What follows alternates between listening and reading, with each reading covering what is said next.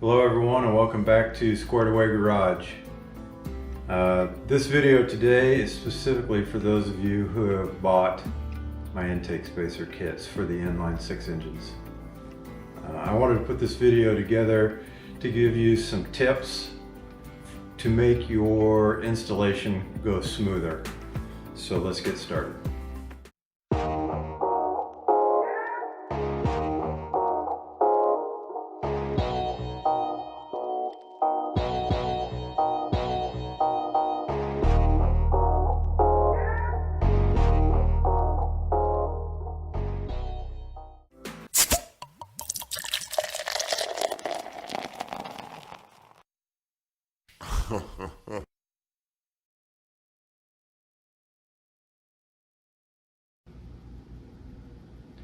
If you're watching this video, there's a good chance you've already purchased a kit from me.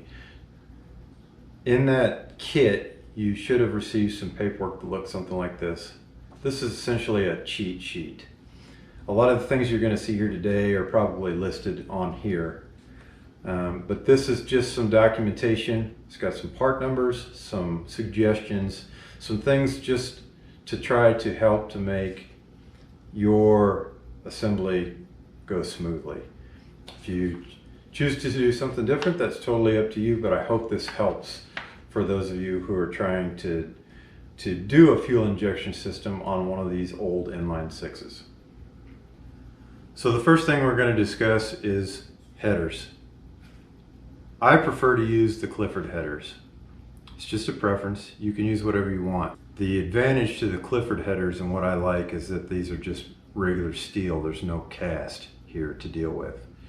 Regular steel, easily modified, easily welded, and I can make them what I want with not a lot of effort. One of the things that you're going to need to do, or that you're going to want to do, is you're going to want to, each of the mounting positions on the Clifford headers, some of them are more like a spade because you end up splitting the difference between the intake and the exhaust manifolds with the clips that GM used to use. You're gonna, and in one case right here, this this eyelet isn't even here. You're gonna want to put this eyelet in there. Just gonna make something similar to this. Just make it the same thickness as the header flange. 3/8 bolt hole, or a little bit oversized in the center, and you're going to weld it on in the proper place. The best way to do that is obviously put the studs in the head,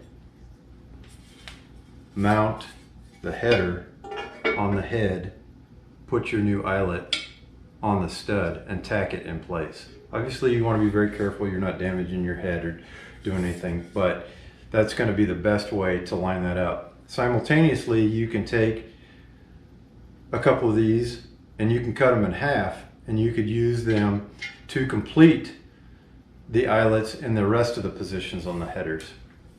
And you'll see why here in just a little bit.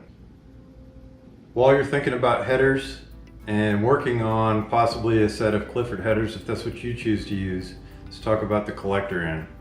This is not something that's necessary to do for my modifications for the kits that I've sold you, but this is a perfect time to do it. V-band clamps, self-aligning V-band clamps. Go right on here. These are the bee's knees, boys. Don't pass these up. And I've given you the part numbers in that cheat sheet where you can buy these from. The numbers that I've given you, if you cut the old flange off the bottoms of these, they weld directly on there. They're the perfect size. You will be glad you did this. These are nice.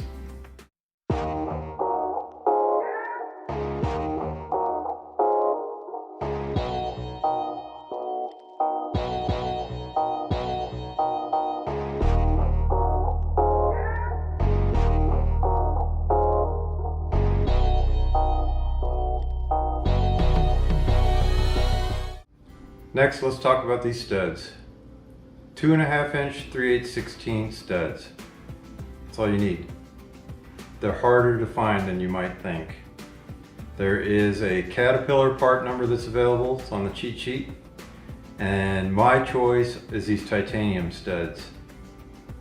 This was not something that I deemed necessary when I was building Hussey, but they turned out to be a nice little upgrade on this engine.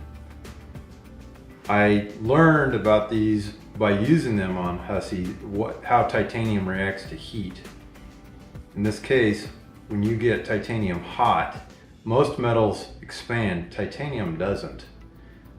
So if you've ever put a set of headers on an engine before, you know that you got to go back 2, 3, 4 times and you got to tighten up those header bolts because they thermal cycle and they loosen up, right? So after I put these in Hussey, which I also use a titanium flange head nut, when I put these on Hussey and I drove it for the first couple of times, I came back to the engine and got my torque wrench out. I'm thinking, okay, I'm gonna have to start torquing things down. They're probably starting to loosen up. I was pleasantly surprised that nothing had moved. To this day, I have never had to torque anything related to these studs or the nuts that go on them, the titanium nuts that go on them, on Hussey. I don't know how many thermal cycles they've been through, but they don't move. Nice feature on a nice little bonus for the titanium hardware. Okay, so you can see I've already put in several of these studs. When you put these studs in, a lot of people think you've got to torque these into place. It's not the case. Take the studs, put them in the threaded hole, run them in. If your threads are all clean in the head, which they should be, probably a rebuilt head at this point, run them in until they bottom out. Just make sure they bottom out by hand. That's all you got to do. You're done. So here is where you first see one of the advantages of the intake spacers for these engines. Remember I talked to you before about putting the additional mounting points on the headers and then making sure that you had completely round places for the nuts to tighten down against in the other positions. So what we can do here is, remember that GM had just dowel pins in the outside front and back mounting points for the header. And then you had 2 additional points on the inside that shared a clip with the intake manifold. And you didn't even have these 2 points. Now you have these two. These 2 that were just studs are now threaded with nuts on them, and your header is completely secure, so there's no leaks when you get done, especially when you combine it with that Rimflex gasket that I mentioned. So what you can do here is, once you've got all 8 of these on there, you can come back and you can torque these down, and the headers are installed before you ever mess with the intake manifold. This information is not in my cheat sheet, probably should be. Some of you are probably going to be wondering, well, what do I torque these down to? The supplier that I get the titanium stuff from tells me to treat these like a grade 8 piece of hardware. There's always a lubricated and non-lubricated torque spec for these. Without looking off the top of my head, the non-lubricated is roughly 45 foot-pounds on each place. He says that's probably actually going to be a little too tight. Could probably back that off to maybe 40 or 42 and it'll be fine. Again, that's not my recommendation, that's what he's telling me. You go out and do the research on that and decide what you want to torque these to yourself. I've got mine at about 42 to 45 foot-pounds on Hussey.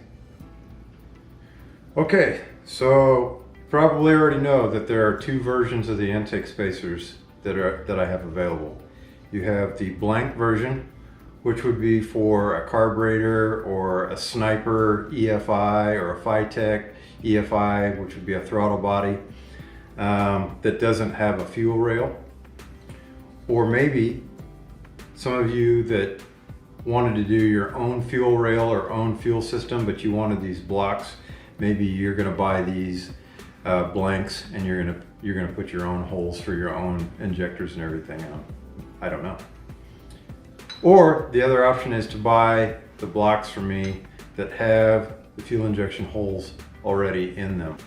So the next steps are the same for either of these. We're going to go ahead and mount these on the studs on the engine before we put the intake manifold on. Let's do that next. All right, pro tip here. For those of you who are getting real hot roddy and you're worried about making sure your intake and your manifold and your intake ports all line up and that you don't have any airflow restrictions or anything, this is the time, preferably before your head work is done, that you can use these blocks before they get welded onto the intake manifold to maybe help you a little bit. Here we have the shape of the spacer. Once this goes on here, you can easily reach in here and trace out with a marker or whatever the edge of the intake port on the head to see how much of a difference there is between the block and the head, and you can decide if you want to remove a little material in there to make those ports match. It's totally up to you. I didn't do that on Hussey. I did do it on the intake manifold once these were attached to the manifold. We'll cover that later. This next step is specific to those of you who are doing the multi-port fuel injection with the fuel rails. This is a suggestion, but it makes sense. It goes back to the old adage, measure twice, cut once. In this case though, we're going to measure twice, we're going to weld once. What I'm suggesting that you do is install the intake spacer blocks on your head, get your fuel injectors and your fuel rail, and put it all together. Make sure everything aligns correctly and none of the fuel injectors are tipped like one of the blocks is off or something. It's much easier to fix a problem before the intake spacer blocks are welded onto the intake manifold than it is to fix it after they're attached permanently. Could be very expensive, could be very difficult to fix. Measure twice, weld once, just to be safe. All right, so we're finished checking fitment on everything and I've removed my fuel rail. The next steps apply to either the EFI blocks or the carbureted blocks. It doesn't matter which you have. The next steps are a good guide for how I think it's going to be easiest for anyone to do this project. All right, so you can see that I'm going to be working with an Aussie speed for this 250 that I'm building. So I've already cut off the flanges. There's one left on here. It's the only flange that I've left. I might, if I'd have thought about it, I think I would have left two. I think I would have left one here and one here, and I would have cut the two flanges off of the center. Why would I have done that? Because I feel like if you leave these flanges on, two of the ports, and you start with just the center port, that it's going to help you line everything up. What do I mean by that? So if I didn't have that on there, how would I know where in the world to line this thing up on here? Well, in this case, on this side, I've got the original bolt hole in the intake manifold. So that will help me determine at least left and right. And based off of that, I can look at the other side and I can get my height correct, right? If I had one on both sides, then I know that I would get my intake manifold up and down, left and right, it would be correct. And I could simply tack the center intake spacer to the intake manifold, remove that assembly, and then take off one side or both sides, the additional mounting points on the intake manifold, and then use the center that's now has the intake spacer welded to it, use it as my guide to line up my other two ports, or one at a time, until I got all three of them done. Keep that in mind, because if you take all of the mounting points off of your intake manifold, you're simply going to be guessing from that point on.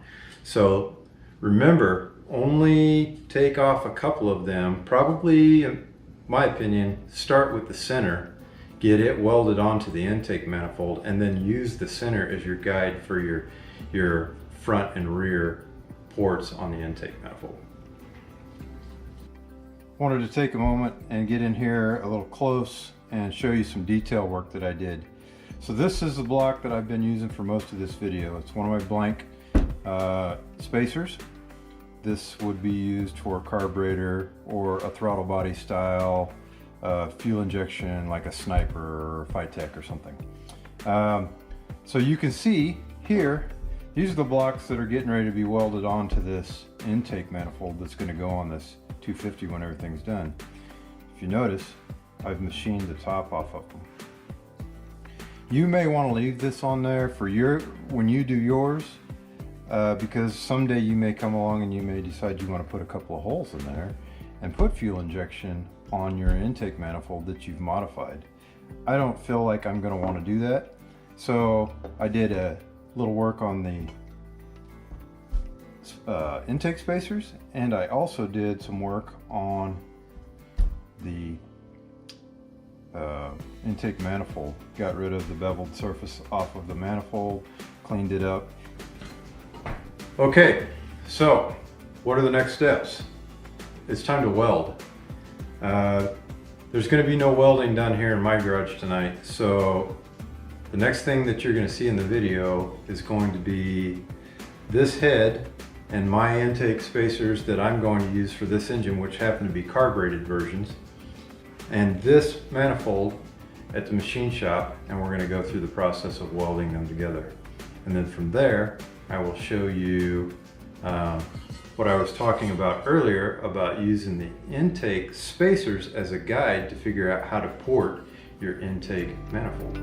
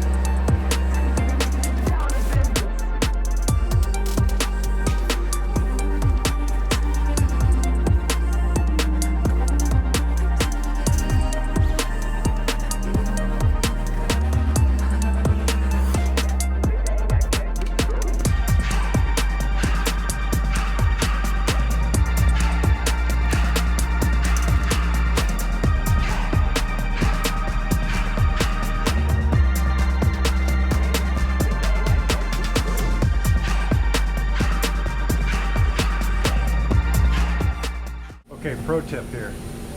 You may have seen in that very last part of that time lapse where I took the orange mallet and I tapped the spacer blocks down onto the studs, the mounting studs. So what I'm trying to do is, here's a spacer block.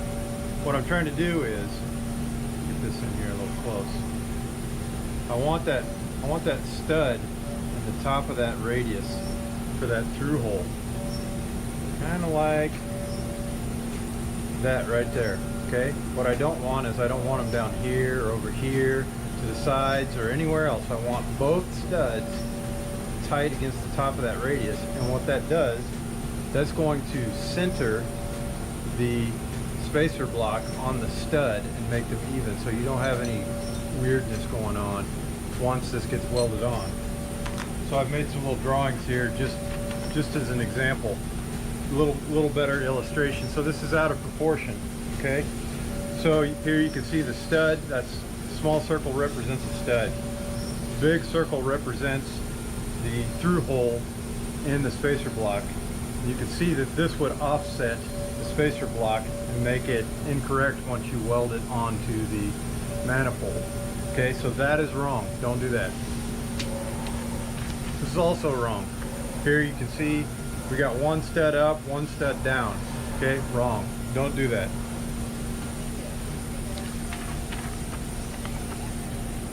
This is correct. Both studs at the top of the radius, it will automatically center itself that way. And that's the reason why you saw me with a rubber mallet tapping those spacer blocks downward onto those studs to make sure that they're all even and all correct before we start doing any welding.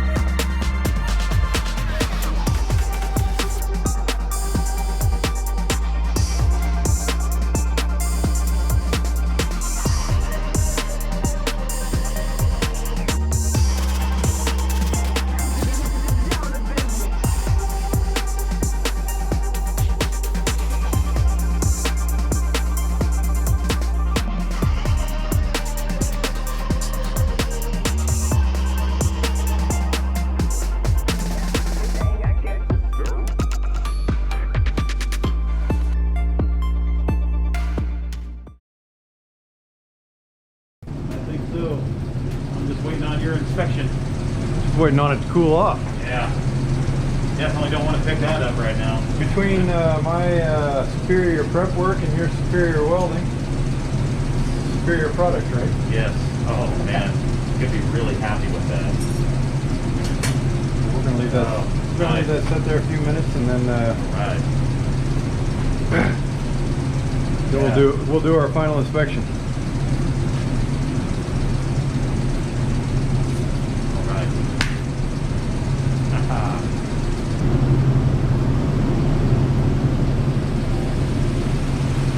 Hot off the table, literally. Look at those welds. Flawless victory.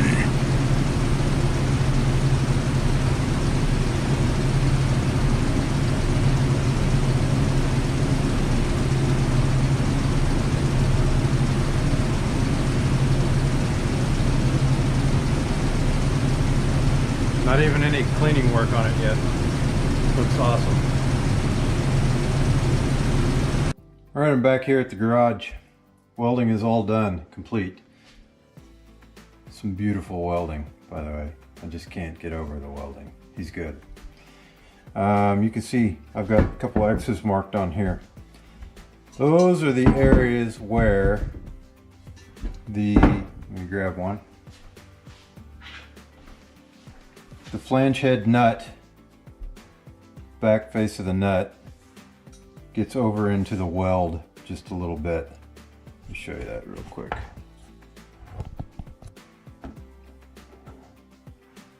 See how that sits right there in the weld? So those are the areas I'll have to get in there with a little tool.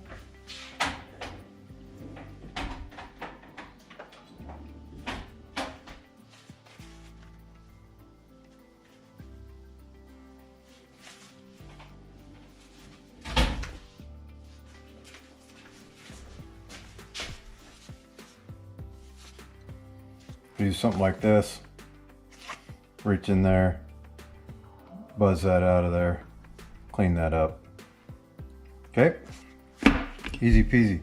Next thing I want to show you before I get to doing any work is, remember previously in the video I talked to you about using the spacers on the head to show you where to port the head if you wanted to make the head match the spacers, right?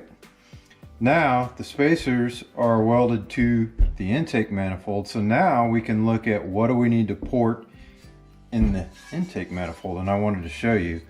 This puts a very big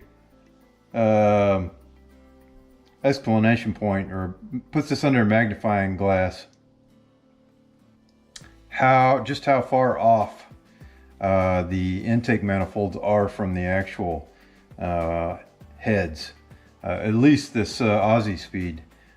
The Clifford, when I did the Clifford, I don't remember it being this far off. The Aussie speed is significantly different than the actual head. I am probably not going to do much more than just taper that out, you know, so that it's just a smooth airflow. I'm not gonna try to get it as big as I can. I'm just gonna make it smooth, and I'm gonna leave it at that. On this particular intake manifold, I guarantee you that if you got after it too much, you'd probably poke through this intake manifold, the walls in the ports, because they're off that much, at least in some areas. This one right here, which is the rear port on the engine. Look how big look how far off that is right there. This is the center intake spacer and fuel rail and the strap, okay? This area right here, specifically this bottom mount for the strap into the intake spacer, is tight, okay? Why I'm bringing this up? Because you cannot get this screw into this strap and into that intake spacer past this factory head bolt boss. It won't fit. So when you have your intake and your spacers all welded together, your finish is complete on your intake manifold, you're ready for final assembly, you're going to need to remember to put this strap and this screw into this spacer before that manifold gets mounted onto the engine. You can leave it loose, just a little bit loose, and then you can snug it up later, but this strap needs to be attached to that spacer block with that bolt in place before the intake goes onto the engine for final assembly. I wanted to give you guys one other little piece of information that I think is pertinent. There's going to be cases, I've got a customer already that's running into a problem using an Aussie Speed because of space. The Aussie Speed intake manifolds are they're very wide this way. Okay, so obviously I have a Clifford around here. It's on Hussey. So I did a little measuring. The Aussie Speeds are set up for the 4150 carburetors. The Clifford, you have to use the adapter. So the measurements that I took are to the outside carburetor stud position with the 4150 carb on the adapter on the Clifford unit. Okay, so it's a direct comparison to what we have here. It's the best comparison that I've got. So when I measure this one from the surface here to the stud position here, this is 10¼ inches. That includes the intake spacer. This is 1 3/8 inches roughly for those who want to do the math. On the Clifford unit, when I do that same measurement from the face where it goes to the head to the carburetor stud, it's 9 inches. So this is a full 1¼ inch deeper this way than the Clifford unit.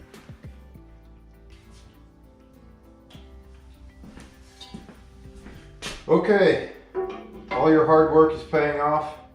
Your intake is complete. It's ready to go. It's ready to be sent out and be powder coated, or in my case I'm going to send it out and have the header ceramic coated. I'm going to put a heat coating on the intake manifold. There's one more thing that you guys will want to think about before you say you're ready to go and you're done. That's accessories and the mounts. We've changed a few things here. This is, haven't even cleaned it yet. Power steering pump bracket, and it goes right here. It looks as though it's going to fit just fine, but I really need to get a power steering pump mounted to it and make sure that everything's going to be as it appears. So keep that in mind.